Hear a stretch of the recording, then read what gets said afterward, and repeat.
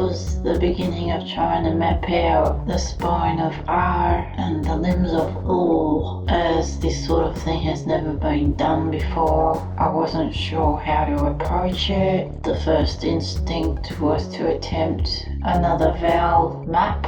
I was okay to start over, as it would test how my perception has shifted with time. Key things which did shift: how U and are often misheard as an eh. There's uncertainty with letters like the Azeri A, but also the Uzbek R. And this range through the middle part is a type of neutral turf. I've got extended relationships that still need nutting out, like the vowels travelling into the letter H, R, L, also W and Y. But this axis here is relatively solid, with the U and the I being polar opposites for vowel harmonic sorting. The U and the U are pretty stable as well. The complicating twister is the vocals carrying australis twist. A tendency for the to swing towards an ui.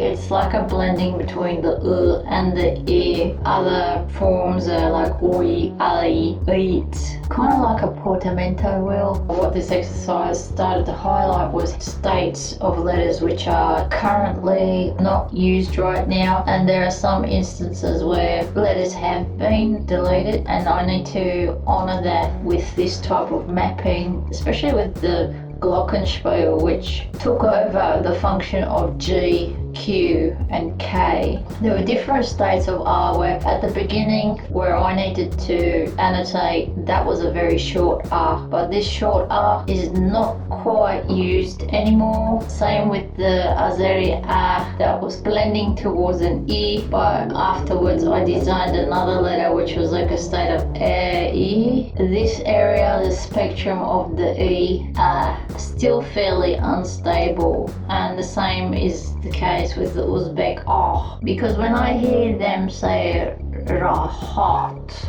I already know that's a rahat, and I just need to learn that pattern of when do they and how do they swing it like that, when Turkish doesn't do that. Yet it's not compromising my comprehension. It's a new type of feature that I have to learn, and I can only learn that through exposure, and it has to assimilate with my actual work. In terms of separation between the limbs of L and the spine of R, then they're not the same thing. They carry their own unique states of bias. It's not a symmetrical relationship.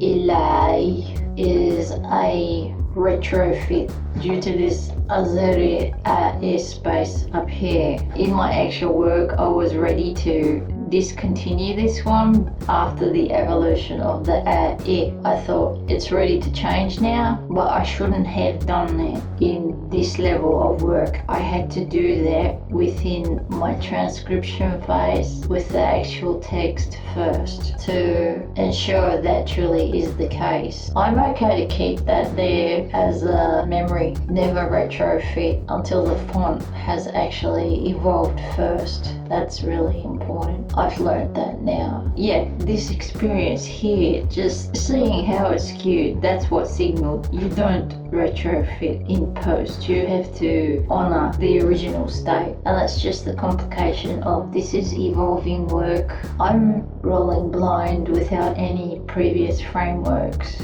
The first calling was to create the vowel map, but then the consonants wanted to arrive and they wanted to find their place according to the way I've been mapping them in other structures. Or goes into the where it acquires that oo, it goes in towards the ear. But down here, ooh, is that an ooh, or is that an ooh? What's the difference? Ooh, there's that type of uncertainty if this area isn't resolved. The O was one of the very first designs, so this one is turning into another discontinued soon. This was very common in words that ended with yor, but my ears were often hearing yur. The O in general is a foreign entity. It's an outright outsider. It's not a part of the inner circle, and that's where it makes me reflect. Is that why O became a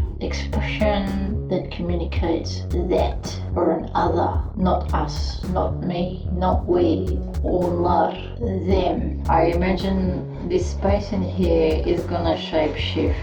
The polar ends over here are very strong, but in here it's a kind of unknown because this space is not commonly used in the lingo. It's a low frequency, but if I were to explore Uzbek will ramp that right up because this type of is very dominant, but it's functioning as another extension of an That's why they're coming together here. And most of this sorting has been done on a 2D, just one plane, deliberately trying to untangle it all. But after I managed to map the L and the R structures, that was the time where it needed a secondary extra Z axis because these are showing travel between this letter and another letter through these consonant forms, and I needed to see what that looked like. How do I make that neat? How do I make that look like a spine that's not crooked and twisted? There is probably a way. The reason why I did do this is because perhaps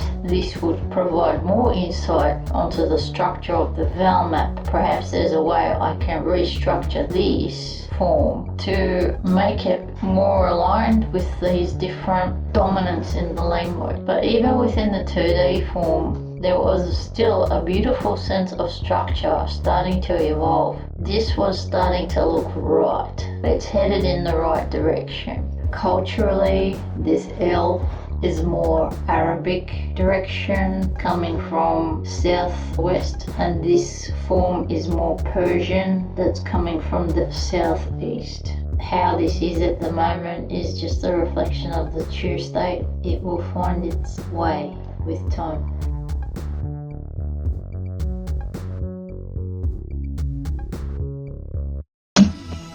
Bir şiir daha var, okuyayım mı? Yeter!